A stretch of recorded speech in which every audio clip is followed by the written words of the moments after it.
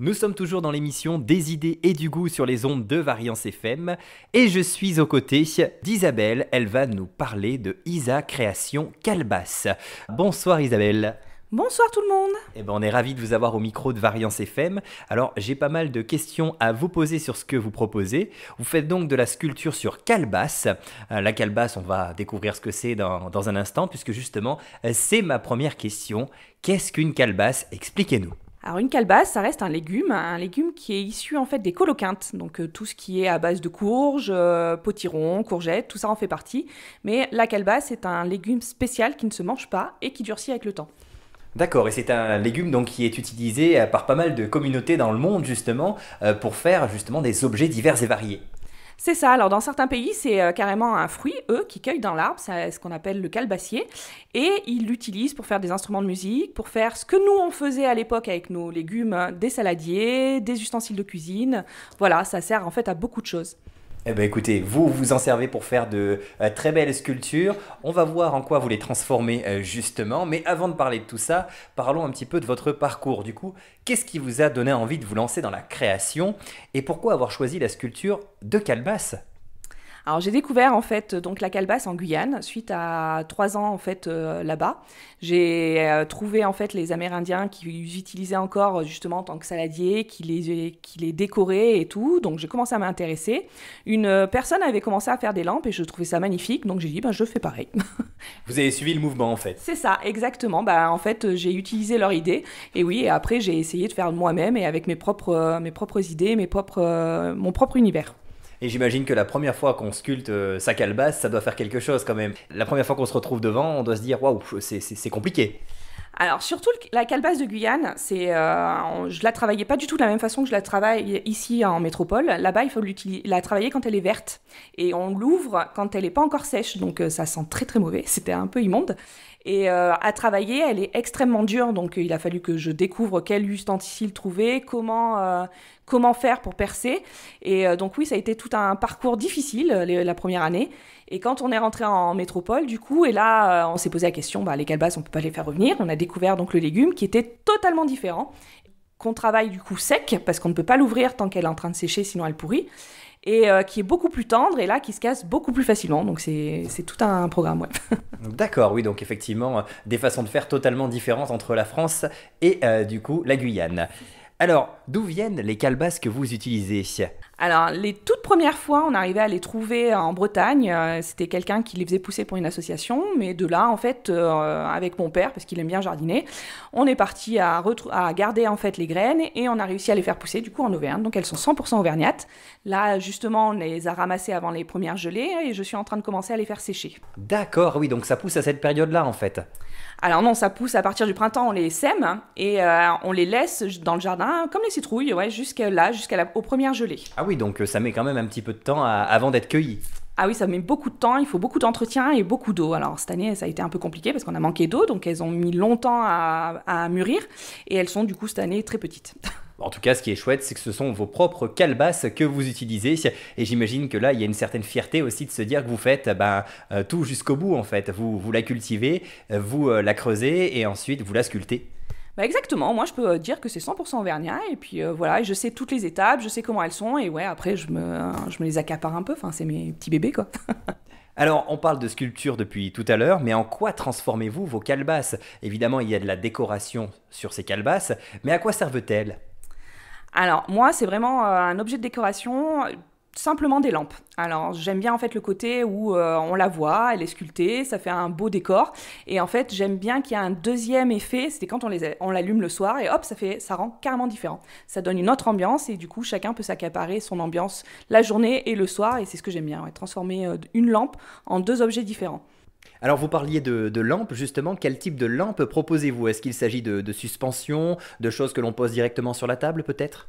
Alors, il s'agit, oui, plus de lampes qu'on va poser et des lampes d'ambiance. Donc, après, ça dépend de leur grosseur. Certaines, donc, je vais mettre des circuits électriques et les visser dans des ceps de vigne traités et naturels. Donc, je reste quand même sur le naturel. Et le cep de vigne, j'aime beaucoup parce qu'en plus, il a beaucoup de relief et il a beaucoup de couleurs différentes. Donc, ça apporte un charme en plus. Quand elles sont plus petites, je vais mettre des supports de base lumineuse, comme ça on peut les déplacer déjà, c'est plus facile. Et ça reste un petit support et un petit éclairage, donc ça va pas noyer en fait avec une ampoule. Et pour les plus petites encore, ce sera avec des supports lumineux, mais à pile. Donc, mais les plus petites, voilà, ça va être surtout des thèmes comme Halloween, comme Noël. On reste voilà dans quelque chose d'éphémère. Et alors, comment se déroule finalement cette sculpture de calebasse? J'imagine que vous y allez étape par étape. Alors, comment se déroule la sculpture d'une calebasse? Quelles sont les différentes étapes par lesquelles vous passez? Il faut d'abord entre 6 mois et 9 mois pour les faire sécher. Donc le séchage est très important parce qu'on en perd quand même une bonne partie en fonction de quand on les a ramassées sur le pied, si elles étaient mûres ou pas. Une fois qu'elles sont séchées, je les ouvre, j'enlève l'intérieur. Donc c'est vrai, en fait c'est l'étape du séchage qui va rendre la coque rigide. Une fois que c'est sec, il n'y a plus d'eau. Et donc à l'intérieur, il ne reste plus que les graines. Donc j'ai plus qu'à ouvrir, enlever les graines, tout nettoyer, désinfecter parce que des fois des moisissures s'installent. Et une fois c'est sec, ça ne bougera plus dans le temps.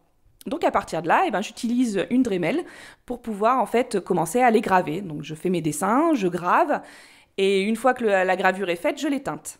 D'accord, donc oui, vous rajoutez un petit peu de couleur à cette calebasse, puisqu'en fait elle a une couleur assez terne, j'ai envie de dire, de base. C'est ça, à la base, ça reste quand même un beige. En plus, suivant le séchage, elles ont des couleurs. C'est pas très, très voyant et donc le dessin ne ressort pas. Donc pour que ça ressente un peu mieux, et comme j'avais l'habitude aussi des calebasses de Guyane qui étaient beaucoup plus marron au séchage, j'utilise des teintes pour vraiment que le dessin ressorte en même temps. Mais je reste toujours sur du naturel quand même. Le seul teinte, ça va être du noir ou du doré éventuellement, mais c'est tout. D'accord. Alors, est-ce que vous pouvez nous en dire un petit peu plus sur l'outil que vous utilisez pour creuser cette calebasse? À quoi ressemble cet outil? Est-ce que c'est comme un petit couteau finalement, ou alors est-ce que c'est autre chose? Alors l'outil que j'utilise, c'est simple, mon mari a l'impression d'aller chez le dentiste. C'est une Dremel, donc une petite perceuse électrique que j'utilise et avec des embouts et des différents forets, mais qui peuvent me permettre de faire vraiment délicatement et fin. Donc certains l'utilisent voilà, pour plusieurs choses, la Dremel. Mais voilà, moi je fais le bruit du dentiste, mais sur les calebasses. D'accord, oui, ça peut faire un petit peu peur, je le conçois, tout à fait. Et alors, je regarde un petit peu vos calebasses puisque je suis entouré de vos créations et vous réussissez quand même à avoir un effet de profondeur et un effet de relief. Alors, comment faites-vous justement pour obtenir cet effet? Alors il y a des calebasses vraiment très épaisses, donc je joue justement sur cette épaisseur et je vais gratter au maximum pour éviter que ça perce, hein, et pour vraiment voilà, que ça fasse un effet de 3D. C'est ce que j'aime bien en fait justement, cet effet de 3D. Donc, et puis l'avantage quand je la gratte, c'est qu'elle est blanche naturellement, donc ça apporte de la lumière justement, je trouve déjà. Et après, c'est là-dessus que je fais mes dessins, je joue là-dessus. D'accord. Bah écoutez, en tout cas, ça donne des choses qui sont très très chouettes. Alors, quels sont les avantages et les inconvénients de ce type de matériau? C'est vrai que c'est original de sculpter sur une calebasse. Du coup, est-ce que ça a des avantages, notamment en termes de facilité de sculpture, ou est-ce que ça reste un matériau qui est quand même complexe à sculpter? Alors c'est un matériau vivant, donc ce qui fait qu'aucune ne se ressemble, aucune n'a la même épaisseur ni la même texture. Il y en a certaines qui vont être filandreuses, donc plus compliquées, et d'autres qui au contraire vont être plus simples, et là où je m'éclate un peu plus. Mais ouais, c'est à chaque sculpture en fait, c'est différent et c'est ce que j'aime bien en fait, pouvoir varier. Et c'est pareil, mes dessins, je les adapte à chaque forme de calebasse parce qu'il n'y en a aucune qui se ressemble. Donc en fonction de la forme, je vais décider du dessin que je fais. Alors, puisque vous parlez de dessin, autant parler tout de suite un petit peu des motifs que l'on retrouve sur vos calebasses. Alors, qu'est-ce que vous aimez sculpter? Quel type de motif revient de manière, j'ai envie de dire, assez récurrente? Alors moi, je suis très inspirée par la nature, hein, donc j'aime beaucoup tout ce qui est papillons, feuilles, arbres, donc ça va rester vraiment des choses un peu naturelles. De plus en plus, j'essaye de faire aussi des choses un peu en géométriques, parce que les gens, du coup, veulent pas forcément des dessins, des papillons, des paresseux, ils veulent des choses un peu plus neutres, donc je me mets plus à la géométrie, ce qui me pose plus de problème, parce que c'est moi mon univers. Mais j'essaye de m'adapter en fait en fonction de chacun. Mais voilà, moi, c'est vraiment la nature qui va m'inspirer. La nature, effectivement, vous avez des calebasses de tout type. J'en vois une autour de moi justement avec des feuilles de toutes les couleurs, une calebasse très automnale pour le coup. Enfin bref, vraiment un thème qui revient assez régulièrement dans vos créations. Et alors, les motifs que vous représentez sur vos calebasses, comment faites-vous pour les représenter justement? Est-ce que en amont, vous réalisez un petit dessin sur la calebasse et vous creusez par la suite? Ou alors est-ce que vous faites tout à l'instinct comme ça sans forcément avoir de dessin en amont? Non, il faut que je dessine avant, parce qu'une fois que j'ai la machine, une fois que c'est gravé, c'est foutu. Donc il faut vraiment être sûr du trait qu'on va faire. Donc tous mes dessins sont faits à l'avance. Donc d'abord c'est au crayon à papier et après je repasse au feutre pour être vraiment sûr de mon trait. Et après je vais à la machine et là je grave parce qu'après j'ai plus le droit à l'erreur. Et ce qui est chouette, c'est que vous arrivez quand même à avoir pas mal de détails. On le voit bien avec les points de tout petit diamètre que vous arrivez à faire à certains endroits. Et c'est très très fort en fait, hein. J'imagine que vous changez juste le forêt que vous avez au bout de votre instrument, c'est ça? C'est ça, j'ai vraiment des tout petits forêts qui vont de plus en plus gros, mais ça reste quand même du forêt assez... pas comme avec une vraie perceuse ou une vraie visseuse. Donc ça reste des petits forêts, mais voilà, je m'amuse vraiment sur les différents diamètres que je peux faire. Ce qui fait que ça peut faire un ciel étoilé, ça peut faire quelque chose d'un peu plus sympa. Oui, ça donne une ambiance un peu différente à la pièce dans laquelle la calebasse est posée. C'est ça, en fait, le but c'est que chacun a son univers, garde son univers et que ça s'adapte à chaque foyer en fonction de ce que vous représentez et vos envies à vous. Et alors, parmi toutes les créations que vous avez eu l'occasion de faire, quelles sont finalement les créations les plus originales, les plus insolites ou les plus marquantes que vous ayez pu réaliser? Il y en a peut-être certaines qui vous ont marqué tout particulièrement, alors n'hésitez pas à nous en parler. Ah, j'ai eu une commande qui était assez particulière où j'ai eu beaucoup de mal, c'était Goldorak. Il me fallait les personnages du dessin animé avec le robot. Et ben c'est pas facile en fait vraiment de faire ressortir les traits des personnages en fait via une calebasse. Ça a été assez coton, ouais. Goldorak, ah oui, donc pour le coup c'est assez original. On n'a pas des demandes comme ça tous les jours. Ah non. Non, non, on n'en a pas tous les jours. Alors j'ai eu des fois des hippocampes, ça reste un peu plus sympa, mais Goldorak, ouais, je m'en souviens bien.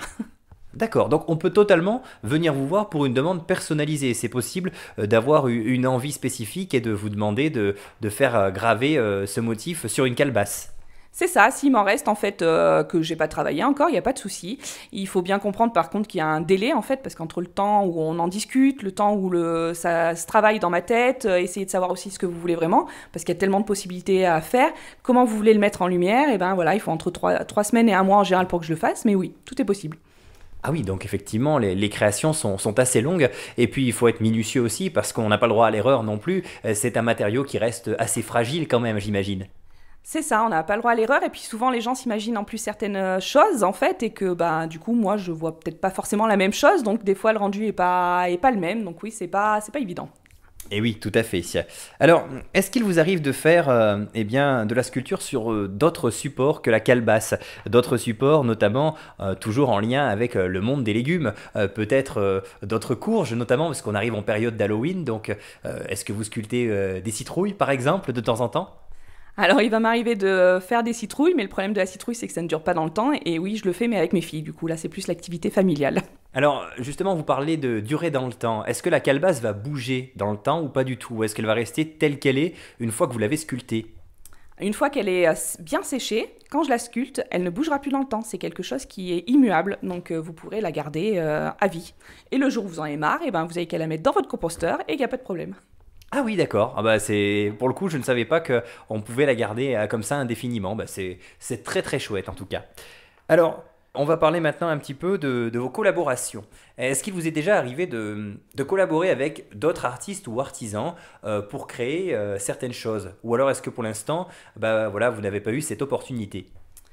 Alors, il m'est arrivé de me poser la question, mais le problème, c'est que ces lampes déjà coûtent un certain prix, du coup, parce que suivant le support que j'utilise, les moyens électriques, ça a un budget. Et donc, je me suis toujours retrouvée bloquée avec le fait de participer avec un autre artisan, ce qui fait que ça va faire augmenter le prix. Donc, ouais, ça reste un sujet que je me pose, oui. D'accord, oui, bah forcément, c'est sûr que si deux artisans collaborent, le prix ne pourra qu'augmenter, tout à fait. Après, c'est un travail fait main qui demande beaucoup de temps, donc ça explique aussi le coût de certains objets, et je pense que c'est important de le rappeler. Et ben en effet, comme ça me demande énormément de temps quand même de travail et de patience, ça a déjà un petit coût. Donc entre les plus petites qui vont coûter 35 suivant le support lumineux ou les plus grosses qui vont aller jusqu'à 190 euros. Donc voilà, après ça reste quand même déjà un budget conséquent. Est-ce que vous avez déjà fait des expositions ou pas avec vos créations? Alors en général, on me propose toujours les GEMA, puisque ça reste pour l'artisanat d'art. Et j'expose du coup sur la scène de Issoire pendant les GEMA avec la boutique artisanale d'Issoire. Mais sinon, non, je me cantonne vraiment au marché de Noël et voilà, pour l'instant. Parlons également un petit peu de votre inspiration, tiens, pour savoir un petit peu d'où les idées vous viennent. Alors, où trouvez-vous votre inspiration? Qu'est-ce qui vous donne toutes ces idées? Alors, il y a beaucoup mes filles, hein, parce que mes filles ont toujours plein de riches idées. Donc, j'ai un univers enfant assez développé grâce à elles. Et après, sinon, c'est quand j'y pense. Il y a des fois, je me dis, tiens, ça pourrait être sympa. Donc, je me mets sur un papier. Et quand, comme ça, je suis au niveau de la création, des fois où je manque d'idées, je ressors mon papier et je dis, ah oui, c'est vrai, j'avais eu l'idée de ça. Donc, voilà. D'accord, bah c'est bien d'avoir des enfants, hein, ça développe la créativité. Exactement, parce elles débordent d'idées. Donc, après, toutes plus ou moins réalisables. Mais grâce à elles, ouais, je suis jamais à court. Eh bien, écoutez, on en a appris un peu plus grâce à vous. On est ravis d'avoir découvert toutes ces calebasses. Alors, une question qui va concerner maintenant les moyens de vous retrouver, parce que c'est important de savoir comment on peut en savoir un peu plus sur votre travail. Alors, est-ce que vous avez une page Facebook, un site internet, éventuellement peut-être des lieux dans lesquels on peut découvrir vos créations? Alors donc sur Facebook, vous pourrez me retrouver au nom d'Isa Création Calebasse. Je fais également les marchés de Noël de Sébaza et de Cournon cette année et de Saint-Germain-Lembron. Et vous pouvez me retrouver tout au long de l'année aussi à l'échoppe artisanale d'Issoire où je suis présente constamment et si besoin, vous pouvez venir chez moi, on peut discuter des projets et j'ai également mes lampes qui sont exposées tout au long de l'année dans mon garage. D'accord, ah bah oui, donc on peut peut-être également venir vous voir si on souhaite un projet d'achat de lampes, notamment un petit peu original. Exactement, parce que forcément, je peux pas toujours les exposer déjà dans le magasin d'Issoire, c'est pas possible, ni sur les marchés, donc souvent j'ai du stock et pas mal d'univers différents. D'accord, bah écoutez, c'est top. Et est-ce que vous souhaitez nous faire part peut-être de projets futurs? Est-ce que vous allez développer de nouvelles choses, justement, comme par exemple des objets décoratifs en dehors des lampes? Non, je me contente vraiment aux lampes parce que j'aime l'effet en fait justement de double univers et donc c'est vraiment quelque chose auquel j'apprécie. En plus, comme je fais à côté de l'apiculture, donc j'ai deux univers différents.